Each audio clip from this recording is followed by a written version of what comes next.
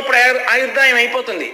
వెంకటాచల పర్వతం మీద నీ పాపములన్నీ పోయి స్వామి పుష్కరిణిలో స్నానం చేసి ఇక్కడే తిరుగుతుండగా నీ శరీరము పతనమైన కారణం చేత వచ్చే జన్మలో సాక్షాత్తు వెంకటేశ్వరుడికి మామగారివై, అయోనిజగా జన్మించే లక్ష్మీదేవికి తండ్రివై, ఆకాశరాజన్న పేరుతో చంద్రవంశంలో జన్మించి సాక్షాత్ పరమేశ్వరుడి పాదములు కడిగి కన్యాదానం చేసి ధన్యుడవై మోక్షపదవిని అలంకరిస్తావు. కాబట్టి వెళ్ళి ఆ స్వామి పుష్కరిణిలో స్నానం చేయమన్నారు. కాబట్టి ఆనాటి నుంచి ఈనాటి వరకు ఆ కొండ శక్తి అంతే. వెంకటాచల పర్వతం మీద కాలు పెట్టడం అంటే అంత శక్తివంతమైన కొండ. చిత్రం ఏమిటో తెలుసా అండి?